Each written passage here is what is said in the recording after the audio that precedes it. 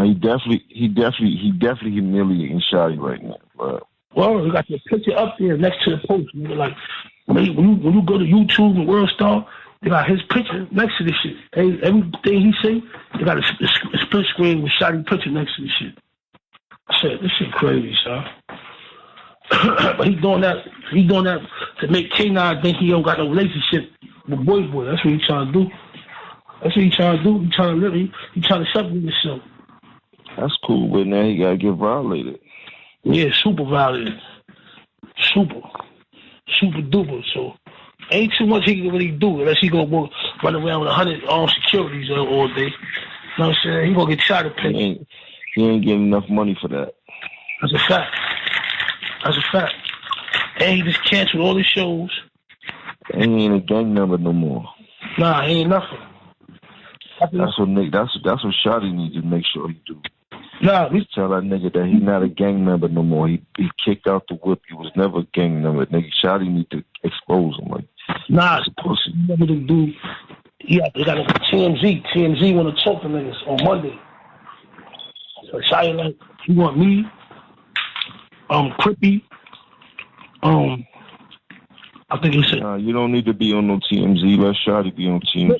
I'm not gonna get on it, but he wanted me to talk to the nigga and tell the nigga what happened. Like, cause you know, my lap first. You feel me? So he want. Nah, you don't say nothing. You let Shotty handle that shit, bro. You don't say nothing. So don't say nothing. Nah, Shotty gotta handle that shit. He get on TMZ. He need to talk his talk and he talk his shit. You dig? Mm-hmm. And he need to be very, very, very articulate about what he's saying, why he made people think that nigga was a gang member. He needs to let niggas know that he was never a gang member. He was always a money ploy for the gang members. He got to figure it out. But they gonna have to violate Shorty because Shorty on some bullshit. Shorty think he gonna be going to the strip clubs and all that type of shit. Like, Shorty better get on his A game. Shotty, I already know Shotty. You know that nigga's a demon, homie. You know that nigga live for shit like this, homie. He gonna treat that nigga like how he was blowing Chinese shit up. He gonna be around with that nigga shit up. He don't got nothing to lose no more. This is all he had. Well, he better get to violating. He better stalk Shorty every move. One of them security better get hit. Something better happen. Nigga better start mobbing, nigga. He better start doing something. Once he start tearing the security down, ain't no security gonna want that job. He gonna have to stay in the house pretty soon. That's it. That's what happens. Once security get injured, them niggas like, nah, he's too much of a liability. I'm not gonna protect nobody that I know that is causing harm to us. No. And that's all these niggas gotta say. One shot, he let niggas know, man, bro, we gonna tear the security up, bro. We not even worried about you, bro. You ain't even. We gonna tear the security up. Once niggas start doing that, the security gonna be like, listen, bro, I ain't in it for this, bro. You gonna have to do this shit on your own time, bro. You can't. The security out in New York can't run around with fire on them, right? Nah, them niggas, or unless they ex-police, but it don't matter at that time because they doing an illegal job. You dig? And it don't matter because if shot ain't run down on them, they can't pull their gun out to shoot nobody unless a gun is pulled out. Check it out. Now, yo, it got crazy yesterday in court. I got so much stuff to recap. Y'all got to stay tuned to my next couple videos. Anyway, listen up.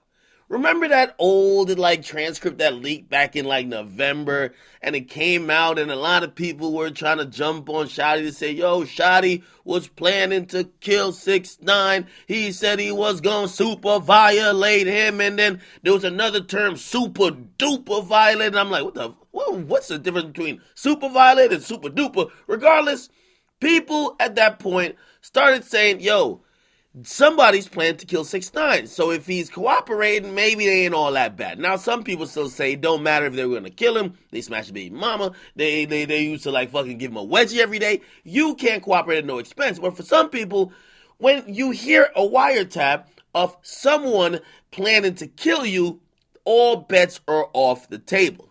Now, finally, that wiretap was actually played in court yesterday.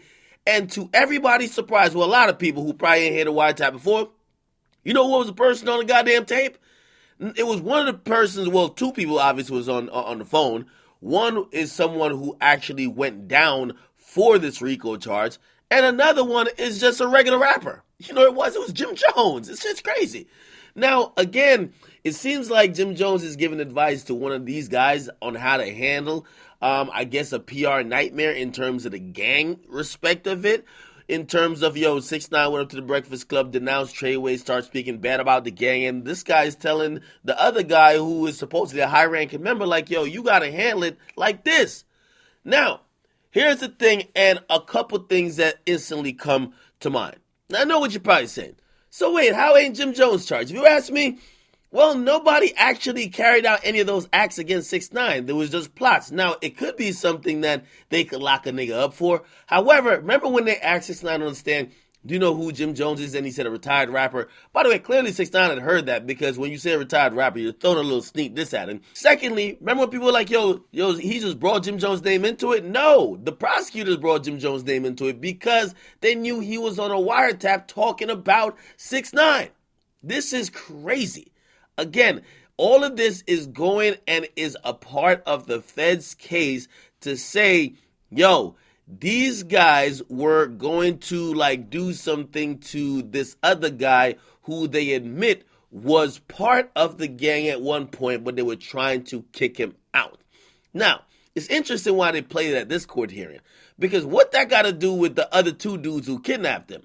The two dudes who kidnapped him, they separated from 6ix9ine long before 6ix9ine went on the Breakfast Club denouncing Treyway.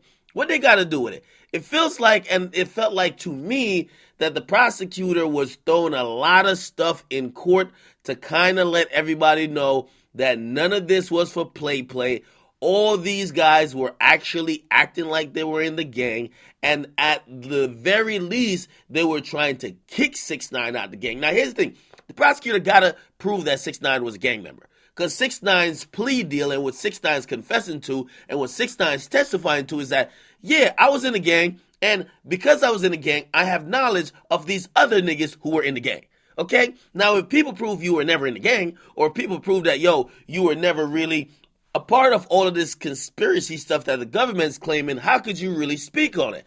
So, of course, that's why you heard 6ix9ine had to say how he was messing up with the gang signs. He said that earlier, he basically was messing up, throwing up some gang signs, and they were telling him, you got to get your stuff right. You can't be throwing up weak gang signs out here. But now, when it gets further on into the story where he does something that people don't like, of course, they're looking at it like, Shrekky? We got to get him violated. Now, what does the term violated mean? If you ask New Yorkers, they don't necessarily say it means killed all the time.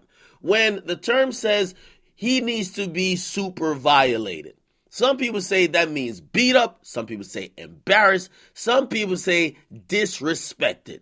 Some say it might include and be up to killing or hurting beyond I don't know, shooting or something like that. But it don't necessarily mean that. It could mean a beat down. It could mean just embarrassing someone. Violate doesn't mean kill, right? So again, the interpretation that's being used in court is to really try to tell a bunch of square people, and I'm talking about square motherfuckers who are on a jury who probably don't even understand it. Like they gotta even show the jurors what's a gang handshake and what's a gang sign, because they don't know, right? So you gotta educate the jurors that they can understand what's going on.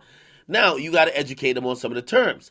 What super violate means, that's a big thing. Does it mean that somebody was gonna get killed? Or does it mean that you're saying just embarrass him online?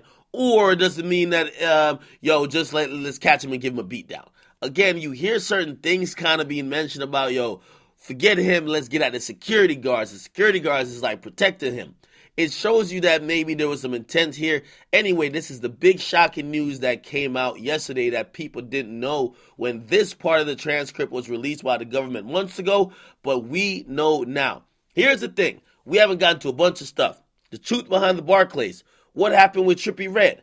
The stuff that wasn't reported.